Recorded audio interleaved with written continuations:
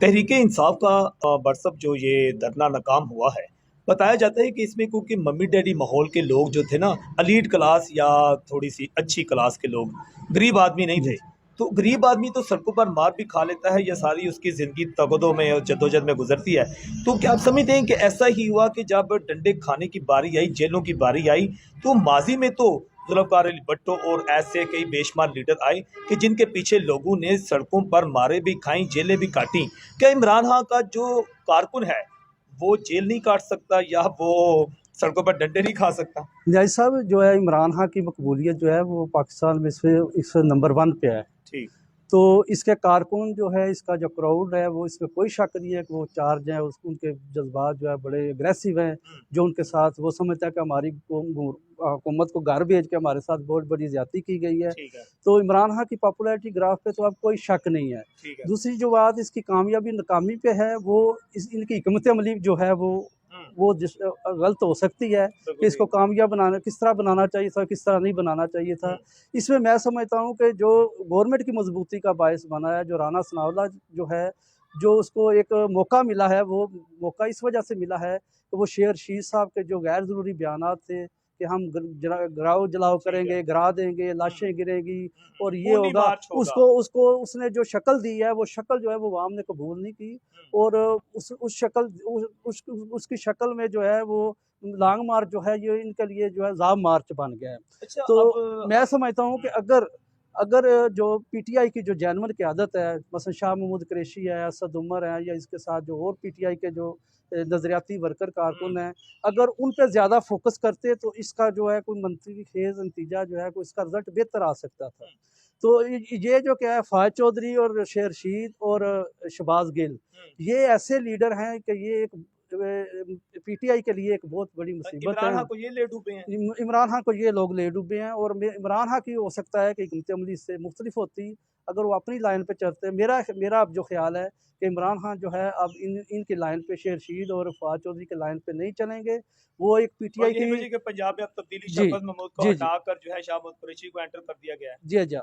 ये इसकी वजह ये है कि वो पंजाब में जो है वो कोई उनके जो ओहदेदारान हैं या उनकी पंजाब लेवल की जो क़यादत है, वो कोई काबिल ज़िक्र लोग जो है बाहर नहीं निकाल सके, कि जिसकी वजह से उस क़यादत को फ़ारिग करना पड़ा। ये इसकी अच्छा, वजह। इमरान खान ने खुद एतराफ़ कर लिया कि मेरे जो कारकुन थे, इनके पास असला था। जी, जी। ये एक बहुत गंभीर बात है और दूसरी बात कि बार-बार सुप्रीम कोर्ट को इमरान खान साहब जो हैं, वो पुकार रहे हैं। तो ये कोई आईनी कोई तरीक़ाकार है, ये किस तरह एक रिट पिटीशन दायर की जा सके? डायरेक्ट आप किस तरह आईनी अदारों को कॉल जी। कर सकते हैं?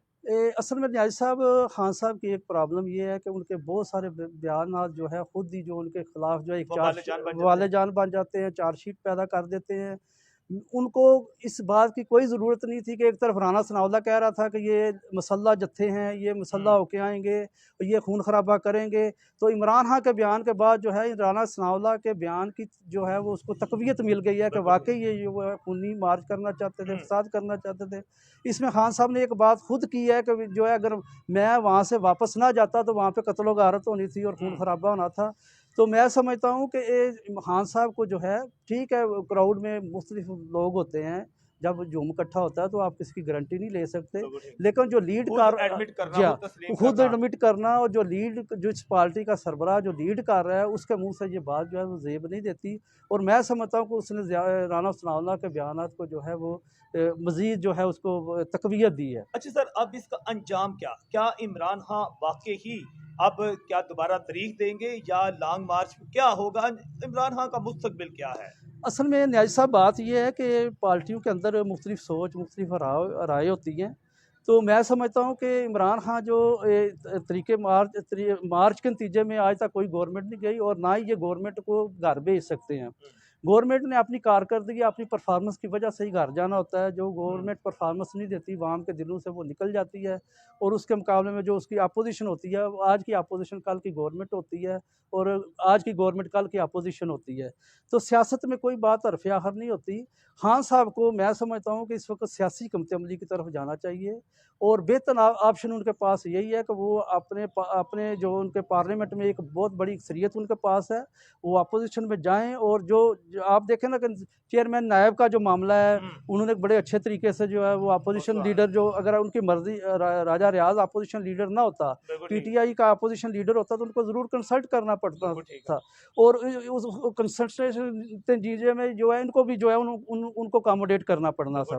तो अब क्या है, अब उनको मैदान खुला मिला हुआ है और पीटीआई को सियासी कमती अमली ये है कि वो पार्लियामेंट में जाएँ, अपने इस्तीफ़ों पर नज़रसानी करें और जो चेयरमैन नायब और इंतखाबी सलाहत या इस तरह के जो मामलात हैं उनका हिस्सा बने, और फिर जो है पीटीआई जो है एक बेहतर बारगेनिंग पोजीशन में होगी, ना कि लवाम को वो सड़कों पे लेके जाएं और गलाओ जराव करें, एहतजाज हो।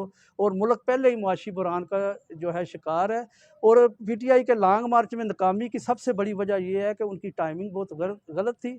आपने देखा होगा शाह महमूद कुरैशी साहब को एक इन टाइम कॉल आई, और अगर वो कॉल रिसीव कर लेते तो मैं समझता था, मेरे ख्याल में वो इमरान खान को बहुत फ़ायदा होना था उसमें। एक टाइमिंग ये थी कि IMF के 25 तारीख को मुज़ाकरा थे, दूसरा यासीन मलिक की जो है जो हुर्रियत कश्मीरी रहनुमा थे हमारे, उनका जो केस का जो है उन्होंने जो मशाल मलिक ने जो है खुसूसी रिक्वेस्ट की थी कि इसको जो आप आगे कर लें, तो ये उसकी टाइमिंग जो थी बहुत गलत थी। और मैं समझता कि अगर इस तरह का इन्होंने एहतजाज करना था या इसको फिर उसको जो है ना आगे ले जाते, वो ज़्यादा बेस्ट था। अच्छा बट साहब, ये बताएं कि हमें जो है इस वक्त पंजाब में एक बहुत बड़ी तब्दीली आ चुकी है, ख़ास तौर पर जो यहाँ के गवर्नर पंजाब थे, जिन्होंने पंजाबी में कहते हैं वक्त डाला हुआ था, तो उमर सरफराज चीमा की पक्की छुट्टी हो गई। अब नून लीग का गवर्नर आ गया, तो अब क्या नून लीग के गवर्नर आने से क्या फ़ायदा होगा नून लीग को?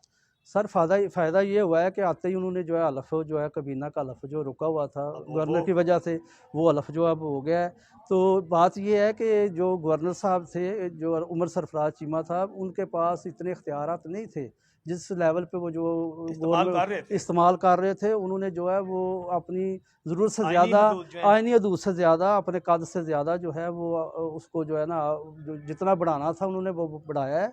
और मैं समझता हूँ कि इनको कंप्रोमाइज़ की, आप अभी देखें ना कि सदर ने जो है अब जब समरी गई है तो फौरी उसको जो है वो उसका नोटिफिकेशन कर दिया है नए गवर्नर का।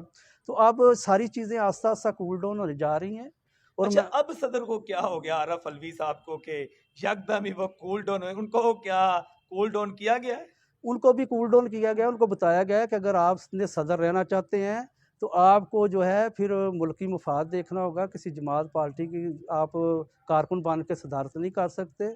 और सदर आरफ अलवी मेरे ख्याल में अब जो है वो ऐसे फैसलों की तरफ नहीं जाएंगे जो किसी पार्टी का जाला वर्कर या कारकुन करता है। ठीक है, वो पीटीआई ने उनको सदर बनाया है और उनका फ़र्ज, जितना फ़र्ज और हक बनता था उन्होंने वो अदा कर लिया है। मेरे ख्याल में दायरे इससे ज़्यादा उनकी जो है ना वो सदारत को कि हर मामले में टांग अड़ाए, ये बर्दाश्त नहीं करेंगे।